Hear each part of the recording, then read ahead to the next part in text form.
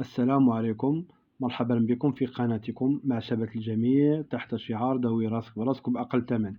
اليوم إن شاء الله غادي نقدم واحد الوصفة كتعالج مرض الذبحة الصدرية أو الكحة أو السعال. وهذا المرض هذا اللي هو كينتشر في هذا الوقت هذا ولا في هذا الفصل البارد. وهذا المرض هذا كيقيس بزاف تاع الناس كبار وصغار سواء نساء أو رجال. إذا الوصفة ديال اليوم فيها مكون واحد وهو عرق سوس. عرق سوس حنا في المغرب كنقولوا ليه عرق سوس، وباللغة العربية عرق سوس. هذا العرق سوس كنحاولوا هو راه موجود عند الكثير ديال المعشبات والكثير ديال العطارات، ممكن تلقاو عنده، غير انا كنصح انكم تشريوه يكون عود وتطحنوه، سواء تطحنوه عند صاحب المعشبة او العطارة، او تجيبوه حتى المنزل وتطحنوه باش يكون باش تكونوا عرفتوا اشنو كاين تما، اشنو شريتو. اذا كنجيبو حتى للدار، كنشريو اعواد وكنجيبو حتى للدار وكنطحنو باش يولي عندنا على الطريقه هذه.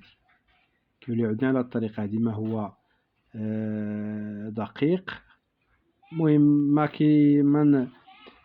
ماشي كيتسحق كامل، هو ممكن كيتغربل، ولكن حنا كنستعملو على الطريقه هذه هكا مزيان. هاد الطريقه هكا مثلا، هاد الطريقه هذه هكا مزيان. اذا طريقه الاستعمال بسيطه، كناخذوا الماء كنديروه يغلى الماء مزيان، يوصل لواحد الدرجه ديال الغليان.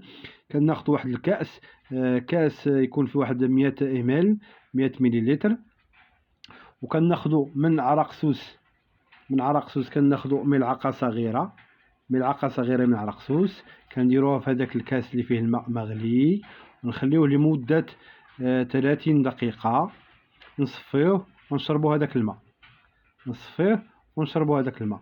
نحاولوا هذه الطريقه هذه نديروها في الصباح وفي المساء، يعني نشربوا هذا الماء مرتين في اليوم، مره في الصباح بعد الفطور، ومره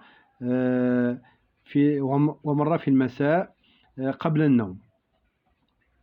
وهذه الوصفه هذه راها مزيانه وراها مجربه وراها ان شاء الله كتشافي من هذا المرض هذا ديال السعال ولا ديال الكحه ولا ديال الذبحه الصدريه. هذه الطريقه الاولى ديال العرق سوس. الطريقه الثانيه وهي ديال الزيت، ولكن انا كنوصي انكم تشريو الزيت من مصدر يكون موثوق منه. ما بغيش نبين العلامات التجاريه. المهم كتشريه من مصدر موثوق منه، سواء من لي بارا يعني من شبه الصيدليات، ولا من الصيدليات، ولا من عند المعشبات او عطارات اللي تكون عندها المصداقيه. شريو واحد الزيت اللي تكون واحد الكاليتي، يعني تكون واحد الجوده اللي هي مزيانه. الطريقه ديال الاستعمال، كناخذوا واحد كاس صغير من الماء، نصف الكميه الاولى، يعني 50 مليلتر من الماء دافئ، ماشي ضروري يكون مغلي، يكون دافئ. وكنديروا منه واحد 6 قطرات من هذا الزيت، 6 قطرات في ماء دافئ كميته وهي 50 مليلتر. ونشربوه حتى هو مرتين في اليوم، مرة بعد الفطور ومرة قبل النوم. ونحاولوا هذه الوصفة هذه. إذا إلى موجود عندنا الزيت نديرو الزيت، إلى موجود عندنا عرق سوس طحناه نديرو عرق سوس، اللي موجود نديروه، ما نديروهمش بجوج ولكن نديرو وحده فيهم. نحاولوا هذه الوصفه هذه نستمروا عليها واحد المده اللي هي مزيانه، مثلا واحد 10 ايام 15 يوم، وان شاء الله غادي يكون خير.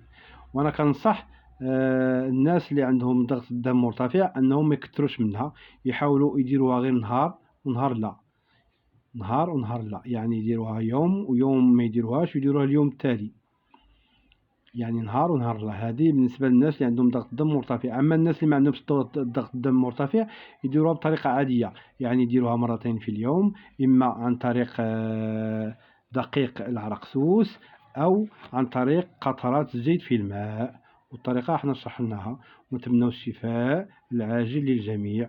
وكنطلبوا من جميع الناس انهم يشتركوا معنا في القناه ويتفاعلوا معنا ويديروا اللايك باش هذه القناه هذه تجي تكبر. وكنشكر جميع الناس اللي اشتركوا معنا وكيتفاعلوا معنا، ونتمنى الشفاء العاجل للجميع. والسلام عليكم ورحمه الله وبركاته.